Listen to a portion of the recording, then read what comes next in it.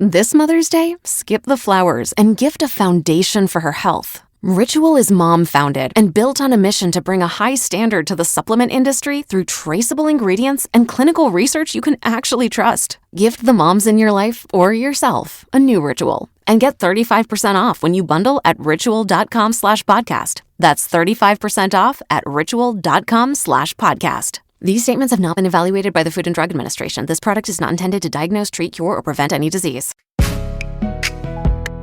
Welcome back to the CJ Moneyway Show, powered by CJ Moneyway Entertainment and the Believe Network, where purpose is the blueprint and legacy is the mission.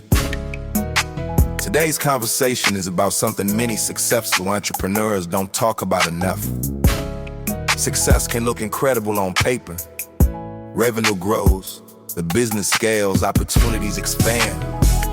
Sometimes behind that success is something else: exhaustion, constant availability, and the quiet realization that the very company you built is now controlling your life.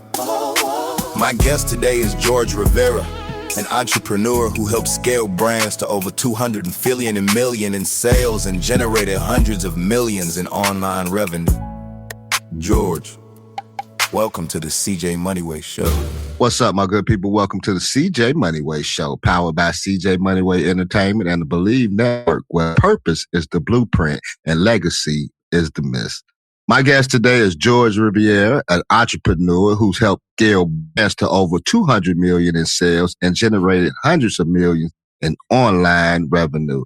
But despite that success, George realized something important. He had built a powerful business, but his time, energy, and presence with his family was slowly disappearing. Hey, welcome to the show today, my man, George. Hey, what's up, G? Thank you, CJ. Excited to be here. Man, glad you're here today, man. So let me ask you, George, man. A lot of entrepreneurs chase success for years only to realize they built a business that control their lives. Why does that often happen? Yeah, it's a great question. I think it's that we start something, we're excited, we get it going, we grow it to a certain level, and it comes to a certain point that we're either going to be scaling freedom or scaling chaos because of the systems that we have in place. And I think a lot of founders and entrepreneurs just continue to push through those initial phases and try to sort of the same type of work that took to go from zero to say, a couple $1 million. It's going to be different from go to 2 to 10, 10 to 20 and beyond. And so I think you need to switch to another gear when you're going to go to the next level. And there's not a whole lot of, there's not a book on here's exactly how to do it once you reach this level. It's like most founders have to sort of figure it out for themselves. And when they look up, they realize that too much depends on them in order to stay functioning. And again, that might get you by at those lower levels, but as you're scaling the business, you're going to notice that your time is being robbed from you. And then you got consequences on the other side, which is if you have a family and people that depend on you, they're the ones paying the price as well. So not only does your growth of your company stall out or potentially not even grow, but then your family's like, hey, where the heck's dad? Where the heck's mom? And so you're kind of paying for it on both sides. Mm-hmm. And let me ask you this, George.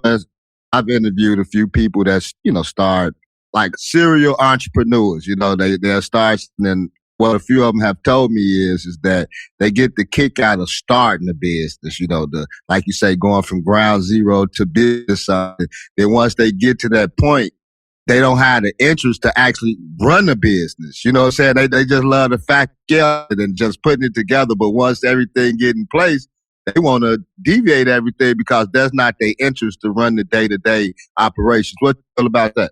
Yeah, absolutely. And I'm, guilty of that as charged. I'm a serial entrepreneur as well. And I love the ideation, the new ideas, the creatives, getting it off the ground. And I think there's a part of the entrepreneur identity that we get like a dopamine hit off of it. It's like excitement, but then it just sort of gets boring once you get to a certain level.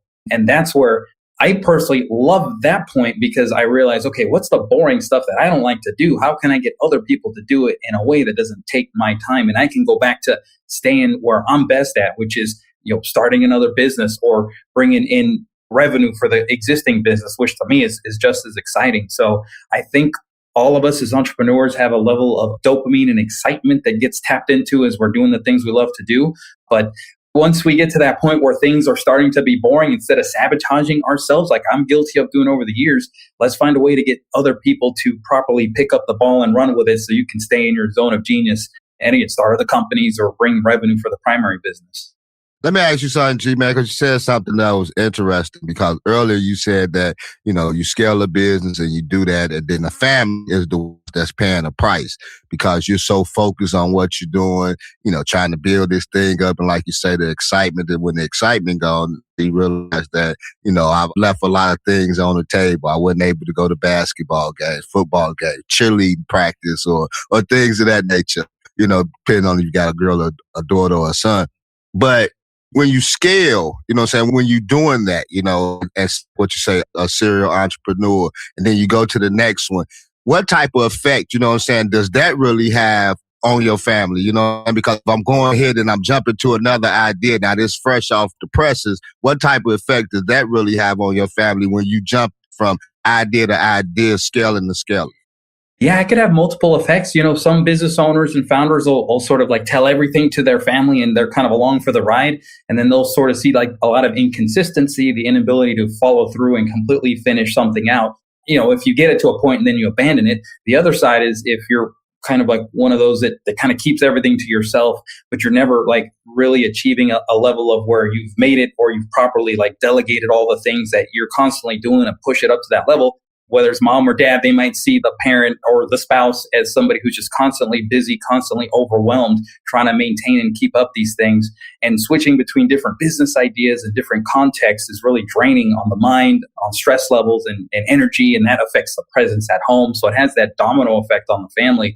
And so I love the goal being, let's reduce and minimize that. I mean, world's not perfect where we can completely eliminate all that, but if we can minimize the effects of the impact at home, that's essentially what's robbing our presence from our family, then I think we'll be in a better position to just have that leadership that our home craves, as well as have a solid business that has the opportunity to grow and scale without, taking us out with it. Mm-hmm. That's a good point. And we're going to leave a bookmark right there, because I believe we're going to come back to that, because it's a deeper level. You know what I'm saying? Like you can see from the outside, but man, you ain't got no revenues coming in the house, and cause we know starting a business off, you're going to pay money out your pocket. You ain't get no money coming in. And I got a wife too, and we know how that look get when you just dishing out, ain't spending time dishing out, and ain't no money coming in. Hey, Houston, we have a problem. Oh, yeah. That is so true. Let me ask you this, George, man. You talk about something called founder prison. What are the warning signs that someone is stuck in? Yeah, it's basically when everything depends on you. Like you step away for a moment and momentum in the business halts. Your team is waiting for you for approvals. They're depending on you for the next move. And so if you find yourself where all of that happens and you can't even take a few hours off of the business without something fall apart, that's a major sign that you're stuck in what I call the founder prison. So let me ask you this, man, because I've heard this before too, that a lot of owners, CEOs, and founders get stuck in this situation because you want your company to actually run like clockwork, a well-oiled machine, that you can take vacations, that you can be gone for a significant amount of period of time, and that the business is still flowing. That means that you have to train people under you, like train the people up under you, so that when you're away, that it's still running smoothly. So what do you think that most thing that owners or founders do that they're not able to take the time away from the business they will to? Yeah, I think one of the biggest problems and misconceptions I see most founders do is that they think that hiring their way out of it is the solution, when in fact it's really just going to further expose the bottleneck that they are in the business. It just means if you're not properly transferring ownership of the task through proper delegation, then you're essentially creating more dependence on you, who need your every approval, who need your every decision, need you to okay and check mark everything. And that compounds the problem that when you step away from it, it gets even bigger, because now you've got more people lacking direction. And that's not leadership. That's a sign of something deeper that needs to be fixed. And that's overcome by delegating with ownership. So let me ask you this, George. Many founders believe stepping away will hurt the business. What usually happens when they redesign their roles rather? Yeah, absolutely. So you're right. Most founders do believe I step away, it's going to hurt the business. And that's because the business is set up essentially to fail the second that you step away. There's like no leadership and no proper delegation. So the way to be able to step away with the confidence is to delegate with ownership. And you do that by showing them what does the outcome look like versus just giving them the task. And doing so will eliminate a lot of the pings in the middle of the day. It'll eliminate a lot of the bringing the owner and the founder back in the business to micromanage these certain projects. And that'll allow the founder or the owner to step away with peace or continue to focus on their zone of genius, which should be bringing revenue for the business, not doing all these other things. Super important, but it shouldn't be done by the founder. And so that's the first step is delegation with ownership.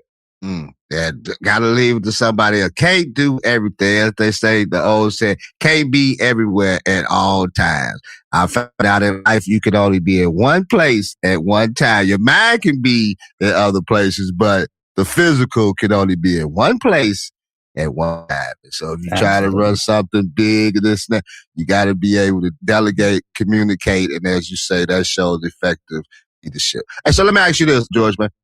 If a founder is making great money but rarely sees their family, what would you consider that success or failure? Yeah, it's a great question. I mean, honestly, if the family is paying the price as a result of the founder kind of just being stuck in the business, then I would call that a failure, but I wouldn't label their life as a complete failure. I would say we could fix this relatively quickly. It's not as long as you think that it takes. And we need to identify what are the things that are keeping the owner stuck in the business.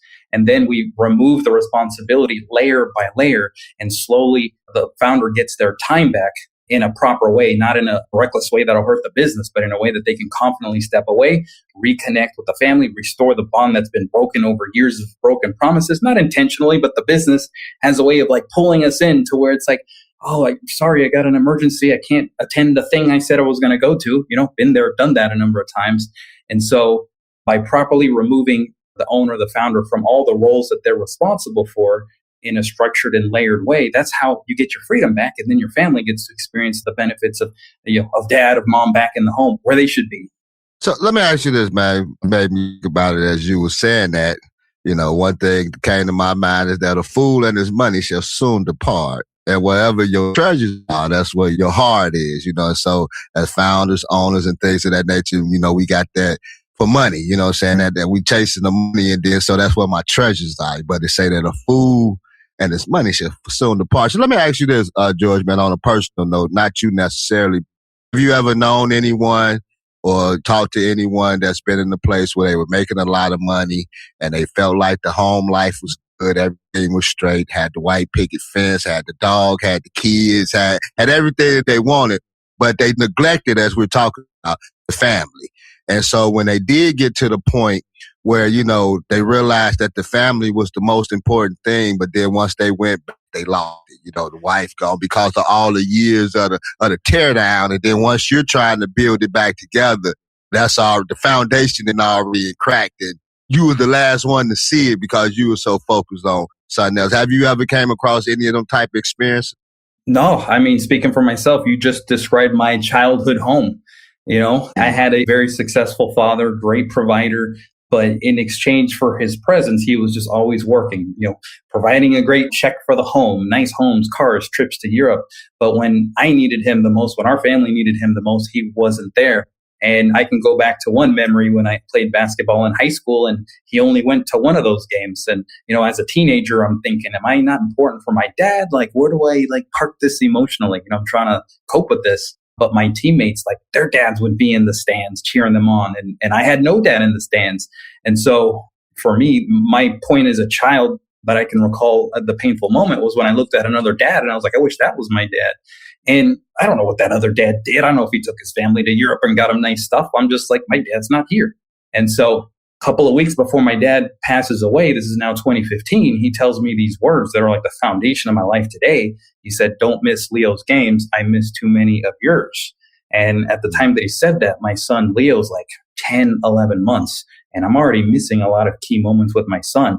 And so when he told me that, I said, this stops here. This generational pattern is going to end here, but it's got to start tomorrow because today I'm working 16 hours. And like most founders do, tomorrow turns into 3 years when I really reach my breaking point. But to go back to the original intention of the question is, yeah, I was there in the deathbed moment when somebody very successful, I know he would have traded all of the money he ever made to just go back to the point where he took for granted so many times, that I've got my family, I've got it all together, but I'm working for them. He would have traded all of that just to have another moment with his family intact where he could be present and just pour into us. And so I want to make people aware of, while they're in the moment now, let's not wait till those last days and regret it. Let's capture that moment now. And so I'm here. I first had to adopt my dad's message for myself, and I'm thankful and glad that I did. Now I'm sharing my dad's message with the world. I like that. I like that. Let me ask you, man, because this is personal, I guess, for both of us. You said 2015, what month? November 10th, 2015. November 22nd, 2015, the day my father passed. So oh, wow. We had that same, in that same boat. And as you just said something that, man, just triggered something, because I'm writing and things of that nature. And one thing that I'm writing about is, sections of my dad and things that, that you may have had ignored back in the day, as we say, going one ear and out the other. But now it resonates with you, the wisdom and the things that they give you, it resonates, because now not only am I hearing it, but then I find myself, my oldest boy, he'll be 30 this year. And I remember just riding with him and just taking a trip from here to Detroit. And I talked to him and I said, yeah, man, I know it's going in one ear and out the other. But when you have your own kids and when you have your son, you'll find yourself telling your son the same things I'm telling you, the same thing my father telling me, and we call that passing down generational wisdom, man. That's what our fathers gave us. We may not appreciate it, or, as you said, Mr. Town, he wasn't at my baseball game. He didn't see me hit that home run or at shortstop and get that nice little catch or that flew back, the second base for the double play. He didn't see that. But, as you say, man, as we get older, they wanted to be there, but in that mentality, in that time, their main focus and their main process was provide for the families.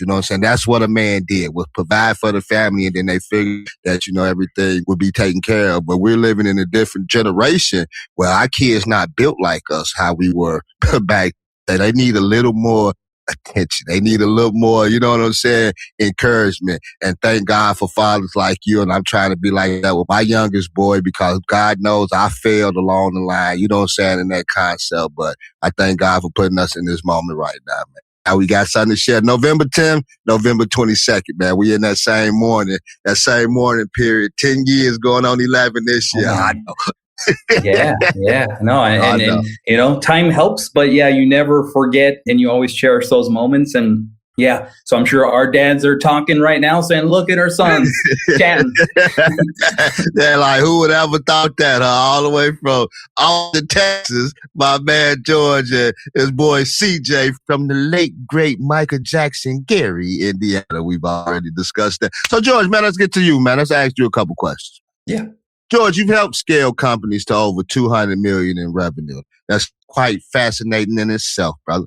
What was the moment you realized that success was coming out at a personal cost? Yeah, I kind of alluded to it a little bit earlier, but the time was 2018 and summer of 2018. And my dad's now 3 years gone. So my big wake up moment, was still kind of fresh in my mind, but all those tomorrows led to 3 years. And I'd scaled my business to $20 million that year. And had you told me prior, like, one day you're going to have a $20 million a year business, and I'd be like, I made it. I'm good. Life is going to be good. But I found myself hating life because the cost that it was having on my family. And that was, broken commitments. It was interruptions at the dinner table. It was late night, servers down. Somebody's got to fix it. And the crazy thing is that I had a great team of people that I could properly delegate to, but I just wasn't delegating the proper way. And so how I like to frame it is that the way that I was delegating was just delayed involvement. I'd be involved later, eventually, once the problem boomerang back up to me. And I'd rob from the future, and I'd just say, it's quicker if I do it myself. And it is quicker in the moment, but I'm training my team to depend on me. And so I was the bottleneck in the whole thing, and I just was not enjoying life at that time. So I wanted to burn the business down. I literally wanted to shut the thing down, pull the site offline, and just be done with it. Not a smart thing to do, but very emotional at the time, forgetting all the money that I was making. And I had a coach at the time that sort of lovingly walked me off the ledge. And he just said the phrase that sort of like started me on this whole new path. He said, stop doing what you don't like doing and keep doing what you're good at. And I was like, okay, 23 years in business. I guess it finally clicks. I'm a late bloomer. Okay. So I started with that. And that's when the concept of buyback time formula was born. The name didn't exist then. I didn't know what a framework or bottleneck was. I was just doing the work. And the pinnacle of that was 2 years later, implementing the frameworks and stuff that I teach and talk about now. I scaled to just shy of $50 million.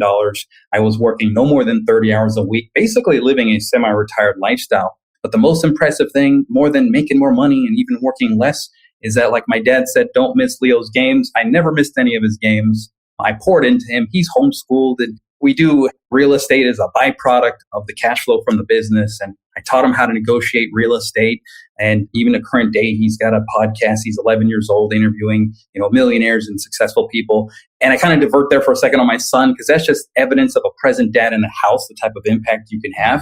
But his trajectory was, he was just going to be another zombie on a phone, not knowing how to shake people's hands. Mother's Day is a time to appreciate the people who hold us to a high standard. At Ritual, we apply that same philosophy to your health. We are a mom-founded company on a mission to bring a high standard to the supplement industry through traceable science and clinical research you can actually trust. We've done the hard work, investing in gold standard clinical research and traceable ingredients so you can feel confident in your routine. When we say traceable, that means you can see what it is, where it's from, and why it's in there. This year, skip the flowers and gift the moms in your life or yourself a new ritual. Whether it's our flagship essential multivitamin or our 3-in-1 gut support, Ritual is the science-backed routine that actually shows up for you. Experience a high standard of science-backed health with 35% off when you bundle at ritual.com/podcast. That's 35% off at ritual.com/podcast. These statements have not been evaluated by the Food and Drug Administration. This product is not intended to diagnose, treat, cure, or prevent any disease.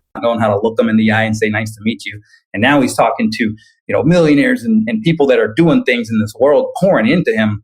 And yeah, so I'm very thankful that his trajectory has changed dramatically, because I made the decision, and really because my dad inspired me to make the decision in my business. And so it goes back to my dad and then ultimately, God's will. And so I'm real thankful for that. But that's when everything changed for me. This episode is brought to you by CJ Moneyway Media, where podcast ideas become platforms. Through the Moneyway Lab Masterclass, CJ shares real lessons from the lab for creators building their voices brick by brick. From powerful guest conversations to storytelling that inspires growth. CJ Moneyway Media is about one thing, building legacy through stories. Learn more at cjmoneyway.com.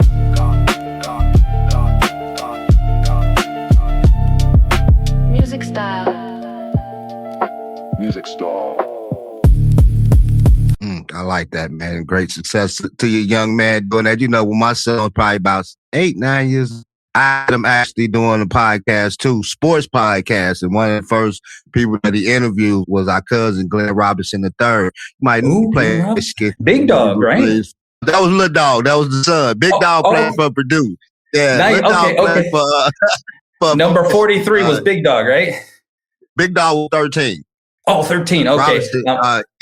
Trey was 43 at Michigan. That's the team that they were playing with Tim Hardaway and a couple other players from their players played at Michigan. So my little son interviewed him and his other brother, Jalen Robinson, that played football at Purdue. So I had him on that trajectory too, but I didn't force it. You know what I'm saying? Like, you gotta want to do something, man. You can't force them do things or live through dreams that, that you had. They have to find a niche for themselves. You can guide them, as the old saying goes, you can lead the horse to water, but you can't make them drink, because if you try to force things out of them, they'll tend to like it, man. But let me ask you this, George, man, because you said something that was interesting in that question. You said that you were making this money at scale to 20 million, then 50 million, but you wasn't happy. You wasn't happy. Life wasn't happy. Y'all had the money to do the things that you wanted to do. Take your family to European trips and things of that nature. Consciously, Was it a feeling of, although you had all this success and was doing the things that you want and was able to provide like your father was able to provide for your family, was it a struggle because you kind of saw your father in you and you found yourself doing the same thing that you hated about what your father did and you subconsciously doing the same things to your family? Did that have a point to play when your mentor, your coach came to you and told you what you need to change? Yeah, 100%. Yeah, I saw myself in my father, especially when he made that statement. It just totally hit home. And I made the commitment that that's going to change. This generational thing ends here. And I kept delaying until I just reached a pressure point where like, this is it. This thing either has to burn down or we need to make a dramatic change. So thankful my mentor steered me towards the dramatic change direction. And yeah, once I started removing myself layer by layer from the responsibilities that I like worked myself into, like what I call the founder prison, I started to slowly taste a little bit of freedom step by step. It's like at first you almost take this leap of faith, like, okay, does this thing really work? And then you see that it works. And then you just become addicted to doing this with with everything that you can. So that the time that you do work in the business, you're working with, less stress, more mental clarity, none of this context switching where, people are pinging you like, hey, do you have a quick question for this or quick 5 minutes for this? And it's never 5 minutes. And, you're off track and then you come back. And so, yeah, that's when everything changed, is when I decided like this has to stop here. And really it was life circumstances that pushed me into making that decision. Life will always do it to you. Let me ask you this, George. You touched on it earlier, man, but I want to get in the deep part of this, saying as far from the entrepreneur side. You talked about founder prison. What actually does that mean? How do entrepreneurs end up there? Yeah, I believe it's an accidental thing. I don't think anybody ever says, hey, I'm going to build myself into this business and I'm going to be miserable because everything depends on me. But I have this saying, we're either scaling freedom or we're scaling chaos. And so as you're starting the business, you need to be aware that you need to work in like systems that are scalable so that by the time you're ready for that big growth, you're able to sort of like plug the pieces in and not be the main bottleneck in all of the decisions. Of course, there's a season at first where you're working hard and you're probably putting in more effort than you will at another point once the business is really ready to scale. But being too dependent into the business and training your team to depend on you for everything is really how you build yourself into the founder prison. And it doesn't happen overnight. It's like, it's one of these slow things. Then you look up and you're like, I can't even step away without something falling apart. And that's how you know you're in the founder prison. I don't want to be in the founder's prison. Although, somebody that's start, podcast, it's whatever. Plus I work with the 9 to 5. It's a lot of stuff that you have to do, man. You know what I'm saying? I know probably with your son or yourself with podcasting, this and that.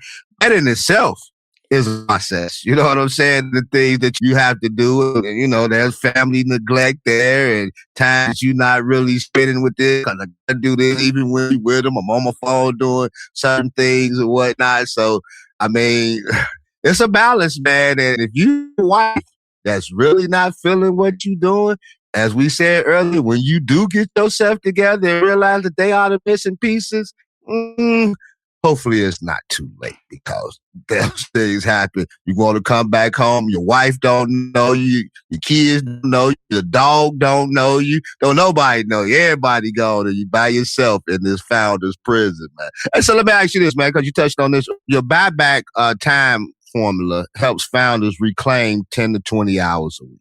What are the first steps entrepreneurs should take to make that shift? Yeah, that's a great question. So you need to take a look at everything that you're doing. And once you have a comprehensive list of the things that you're doing, you got to run it by what I call the 10K per hour filter.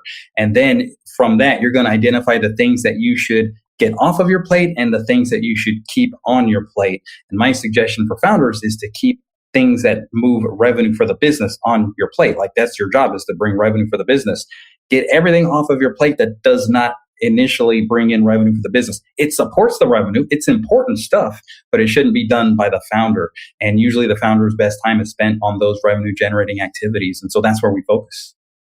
Focus on the revenues. That's what keeps everything else in place. I know it was a song back in the day, ain't nothing going on but the rent. So you can't pay the rent without a J-O-B. Hey, so let me ask you this, George, man. You created something called the 2-week vacation test. What does that reveal about a business and its leadership? Absolutely. That is the best and easiest way to see what will fall apart first when the owner steps away for a couple of weeks. Now, we do that in an intelligent way. So, for example, when I work with a client and we're doing an onboarding call, one of the first things I do is look in your calendar, 6 months, give or take a month, and find me 2 weeks that you can take off because we're going on vacation. They're going on vacation. And so usually they'll like stop and take a deep breath and say, what are you talking about? I can't even step away for an hour today without something falling apart. How the heck am I going to take 2 weeks off? When they say that, I love it. I'm like, you need this more than you know if that's your reaction. So good. You're in the right place. And that's because the clock starts right now. We're going to, in the first 90 days, we're going to get back 10 to 20 hours per week. In the first 2 weeks, we're going to identify the low-hanging fruit that's going to get you back those immediate hours. But the first 90 days is like version 1 of our whole like system overhaul here. And then we're going to practice taking absence rehearsals. And so we're not going to go cold turkey 2 weeks vacation a few months from now. That would probably be borderline irresponsible. So what we're going to do, since you were freaking out about an afternoon off, we're going to take an afternoon off once these systems are in place. What's going to happen? You're training your brain that an afternoon is not going to catapult or disrupt the business. Maybe the invoicing department doesn't get an invoice. Maybe shipping didn't get a fulfillment notice. Whatever. It's coming a few hours late. It's not catastrophic to the business. We fix that. Then a few weeks later, we'll take a couple of days off in the middle of the week. Not 2 weeks, just a couple of days. And we'll see what little issues pop up by us being gone for a couple of days. We fix those things. And then we intelligently go into the 2-week vacation knowing that we fixed any little leaky buckets that come up in our rehearsals.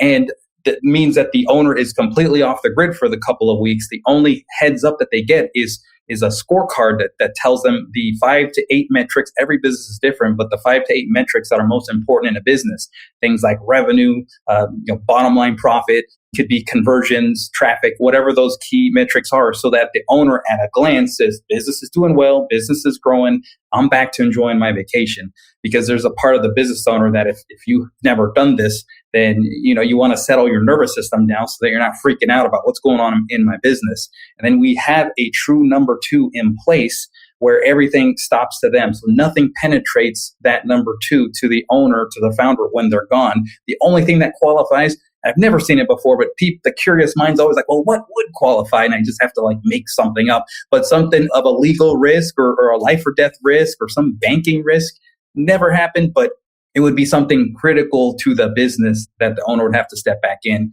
But you've given the decision rights to your number 2 to handle everything else. You've already done your rehearsal test to sort of like warm into it. So that's what the 2-week vacation test is. I like that. Hey, I got to listen to George. George just don't be talking, man. George got some biblical principles in his speech, because when you were saying that, I was thinking about Moses when his father-in-law broke into him and say, hey, man, he said, you trying to judge all these people? He said, you got to delegate. You got to give these problems, situations, these people, you got to appoint people and then let the big stuff come to you, man. You can't handle everything. So as I say, George talks spiritual wisdom to y'all without talking spiritual wisdom to you, but I give it to you like it is, man. And so let me ask you this, George, man.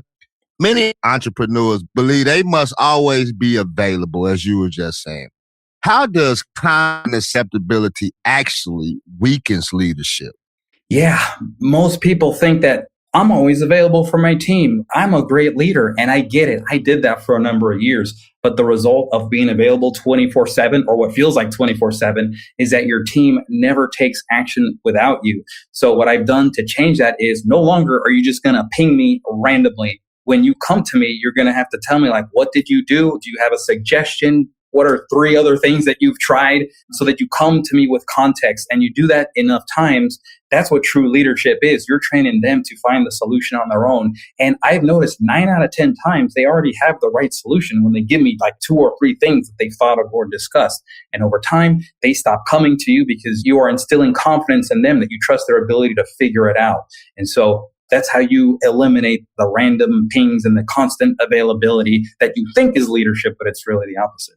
Yeah, really micromanage it. Hey man, get off my back. Every time you give me something, you gotta give a person room to grow, to be able to come into their own type of leadership. You know what I'm saying? Everybody's not the same. And a lot of times I think leaders tend to want to micromanage more because that person don't have the same leadership skills as they have. But here's the problem. Here's some of the things that I think, George, a lot of leaders might miss is that no, you may not have the same leadership skill because this person actually had communication skills and they know how to relate to other people. Something that you have missed along the lines because we can get people up there and I don't feel like I really need to talk to you. You know what I'm saying? Because I'm the boss, do as I say. You know what I'm saying? As I want no going around the table, asking people their opinions, people that you and put around you to trusted people, but you say that you trust them, but you really don't. So, so I think that's an issue too, man. That's it. Hey, so let me ask you this, George, man. You run the 18 Summers Roundtable and Founders Dad Dinners. Why is community so important for founders navigating through these challenges? I think it's important that we know that we're not alone. I think sometimes in our deepest, darkest moments, we're sitting there like, woe is me. Nobody understands me. I must be the only one going through this. And the crazy thing is, you're not alone. You're actually part of a group of people in a very unique position. You've got unique responsibilities. You're trying to balance running and growing a company with a family that you love dearly. And like, how can those two things exist in a way that's harmonious? And that's like the ultimate challenge in life is figuring out that perfect life balance, which I think there's always like this little tension. Like we're never going to get to a point where like, I got it totally figured out 100%. There's always just a little bit of tension. And I think that's what keeps life interesting. And I think when we're doing it on our own, we feel like we're in this isolated island. Nobody gets us. And the truth is we feel alone because we're not telling other people. And I didn't realize this until I started hosting these events that, there's a lot of people that feel the same struggles and tension and just trying to balance everything else that I do. So when I get with people on the 18 Summers Roundtable or at my home at the Founder Dad Dinners, we just open up. I mean, we're not trying to like sell each other on anything. We're just like, hey, man, this is what I'm going through. And they're like, yeah, it's the same thing. And honestly, we're not even trying to solve each other's problems. We're just like airing it out. And just the fact that we're not alone in this world just gives us this confidence. And it creates like this brotherhood that I've never been able to find anywhere else. Man, ain't nothing, brother. I wish you great success with that, man. Having an annual thing that set it up in Indiana, man. You know what I'm saying? On your way through, what is it, Traverse City? You know what I'm saying? Traverse City, yeah. Man. Traverse City. Hey, on your way, man, setting something up, man. A Dad's Founder Dinner right here in Indiana, man, or on the border, man. Let's get together and do something like that. Man, I'd love to do it. And we'll just tone down the line, but let's get back to that at some point, man. Y'all heard it right here on the CJ Moneyway Show. CJ Moneyway, we're going to have a Founders Dad event right here in Northwest Indiana at some point. Let's do it. Hey, ask you this, man. If a founder listening today feels trapped by their own calendar, what's the first step they should take towards freedom? Yeah, I think the best thing to do is install guardrails. And what I love to do, if this was like me talking to a client on an onboarding call, I would say, we're going to structure your work week to be 30 hours, no more than that. And so automatically, instantly, that's going to take what might be an open calendar and it's going to compress it. And all of a sudden, you're going to see that what used to take 2, 3, 4 hours, all of a sudden now can fit in a 30-minute block or a 1-hour block. Because that forces the founder to think in ways to do it most effectively. And what I recommend is with the additional time outside of that 30 hours, that's where you have the time to give back to the family.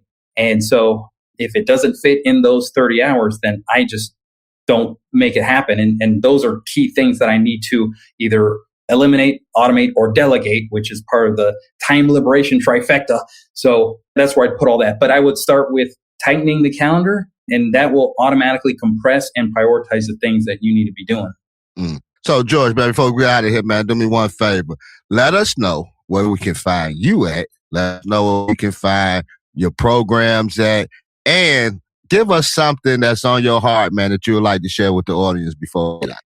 Absolutely. So you can find me at buybacktimeformula.com. There's a link to my book, my socials, my events. You can book a call with me. We can kind of get to the bottom of what it is keeping you as the bottleneck so that you can restore that presence at home. At the end of the day, that's the goal. And so like what's on my heart, and I might have alluded to this earlier, but nobody at the end of their days says, I'm so glad that I blew your game for that client meeting. Because at the end of those days, you're not going to remember the name of that client or, insert business excuse. But you will remember if you made an effort to go to the games and the events that were important for your children and your family. So let's realize that now. Let's not wait to the end days. And if you can do that, then that'll have helped me get my dad's message across. I like it, man. His dad, my dad, we're going to put something together.